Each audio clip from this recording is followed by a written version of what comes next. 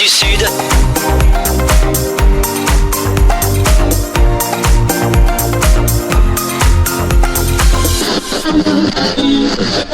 L'invité du jour, le rendez-vous de Radio Call Direct. Philippe Léma, président d'Interbio Nouvelle-Aquitaine. Vous pouvez nous présenter Interbio ? Interbio, on est donc l'association interprofessionnelle de Nouvelle-Aquitaine qui regroupons tous les acteurs de la filière, donc les producteurs, les transformateurs, les distributeurs. Et l'idée, c'est de structurer la filière pour mettre en relation la production, la distribution et la transformation. Donc, on est là sur la semaine bio ici en Lot-et-Garonne, c'est la 3e édition. Vous êtes là depuis le début de ce rendez-vous ? Oui, mais ça fait partie de nos missions d'accompagner les territoires qui veulent vraiment mettre en avant ça et développer la filière. Donc nous on travaille essentiellement sur le volet accompagnement sur la cuisine collective, sur les collèges avec les départements et les lycées avec la région, sur l'accompagnement des chefs de cuisine, des acheteurs pour les offres d'appel d'offres et sur l'accompagnement des entreprises. Donc aujourd'hui on a à peu près 300 adhérents sur la région qui participent à toutes nos commissions de filière en verticalité en fait. Bon, du coup, comment se porte le bio en Nouvelle-Aquitaine en ce moment actuellement ?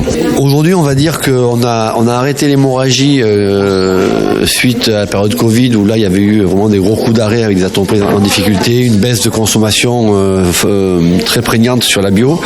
Donc là, les chiffres redeviennent positifs, notamment sur les réseaux spécialisés, donc les magasins de distribution bio 100%, les entreprises 100% bio.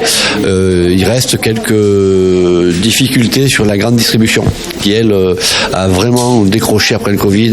On est tombé jusqu'à moins 15% de bio dans les rayons. Aujourd'hui, on est à moins 7, mais on sent pas encore la reprise au niveau de la grande distribution qui reste le premier réseau de distribution alimentaire aujourd'hui en France. Et pourquoi ce décrochage, vous savez ou pas ? C'est clairement lié au pouvoir d'achat. Les volumes de consommation alimentaire globale ont baissé, donc la bio y échappe pas, un peu moins impacté en bio qu'en conventionnel, mais malheureusement le premier budget mensuel sur lequel le consommateur tape quand il y a une perte de pouvoir d'achat, c'est l'alimentaire, et on est en plein dans cette dynamique-là. Du coup, il va falloir peut-être reconvaincre les grandes distributions de se remettre, parce qu'on se souvient que le bio avait eu, j'allais dire entre guillemets, ses heures de gloire, et dans les grandes surfaces, on le mettait beaucoup en avant. Il va falloir revenir pour essayer de refaire la même chose. Mais c'est tout l'enjeu de ces campagnes de communication, c'est aussi se rendre compte aujourd'hui et faire comprendre aux consommateurs que il est possible de manger bio à des budgets raisonnables. C'est pas forcément beaucoup plus cher que le conventionnel. Alors effectivement, il y a l'offre de prix, notamment sur l'import, qui fait croire aux consommateurs qu'on peut manger pour pas cher, mais en face, il n'y a pas la qualité et la protection, notamment santé, qu'on peut avoir sur l'alimentation de qualité. Donc toutes ces campagnes de communication, elles visent aussi à mettre en relation le producteur, le consommateur, notamment avec les circuits courts, avec la mise en avant de la saisonnalité, de retravailler les produits un peu différemment, voilà, et tout ça participe à ce que demain, les consommateurs puissent se dire, en fait, c'est pas que pour les riches, je peux aussi moi avoir accès à bien manger. Quand les grandes surfaces jouaient le jeu à l'époque, vous avez vu un peu la consommation du bio augmenter ? Ah oui, mais en fait, la grande distribution, elle avait accompagné ça en augmentant son référencement, parce que comme on était sur une croissance à deux chiffres, mais eux, ça les intéressait aussi pour leurs chiffres de rentabilité de magasin. Donc, à partir du moment où il y a une baisse de dynamique, ils abandonnent. C'est pas un rejet par principe de la bio, c'est juste que c'est plus rentable aujourd'hui pour eux de faire autre chose que de la bio. Donc moi j'ai bon espoir que demain ça reparte, y compris en grande distribution. Après il y a les biocoop, il y a les coopératives comme ça où les gens peuvent aller directement acheter. C'est peut-être aussi aux consommateurs de faire un effort. Encore une fois, quand on l'a mis en relation avec ce qui existait autour de chez lui, c'est peut-être plus facile de se dire en fait j'y ai accès. C'est un peu cette appréhension. Faut pas se serein. Il y a aussi l'habitude de consommation en grande surface qui est là. Pour certains, c'est la sortie du week-end en famille et avoir tout sur place, c'est pratique. Mais effectivement, on se rend compte que notamment sur les marchés de plein vent, sur les producteurs en circuit court et sur les magasins spécialisés, il y a une clientèle aujourd'hui qui est de plus en plus importante. Donc les gens prennent conscience de ça. Alors ils n'y vont pas forcément beaucoup parce que le pouvoir d'achat est encore en berne aujourd'hui, mais nous on mise beaucoup sur ça à l'avenir. Oui, on est dans une période assez critique financièrement, c'est compliqué pour tout le monde.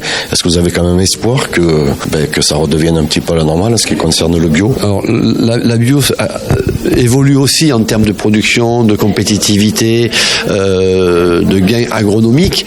Donc demain fera que il y aura de plus en plus d'agriculteurs, de plus en plus de filières organisées en local et de structuration de filières avec des entreprises de transformation qui seront plus adaptées aux agriculteurs. Donc moi j'ai de la confiance sur l'avenir parce que la prise de conscience elle est là. On le voit notamment avec la volonté des jeunes agriculteurs qui s'installent aujourd'hui, malgré le contexte dont on parle, qui s'installent aujourd'hui à 30% en étant en bio. Donc alors que le marché n'est pas forcément aussi dynamique qu'il a pu l'être. Donc ça c'est bien un signe que la volonté quand même d'instaurer le bio de manière durable dans le paysage agricole français est bien là et bien prégnant. Est-ce que l'agriculteur bio a les mêmes problématiques que le conventionnel? Ah oui, aujourd'hui le plus gros problème de l'agriculture en France c'est le climat, que ce soit le gel, la sécheresse, la pluviométrie, les maladies, et ça malheureusement les bio et les conventionnels sont touchés au même titre. Alors tout le monde n'a pas les mêmes solutions et les mêmes l'accès à notamment au niveau traitement à un panel de plus en plus large, mais le problème des maladies et du climat est identique et impacte autant les bio que les conventionnels aujourd'hui. On entend beaucoup dire que il y a une distorsion de concurrence avec les pays, l'Espagne, etc. En fait, le cahier des charges est le même, c'est juste que l'accès aux produits n'est pas le même en Espagne qu'en France pour des raisons de déclaration d'AMM par les firmes. Mais sinon, le cahier des charges sur le fond est le même au niveau européen. Cool Direct, priorité à la parole.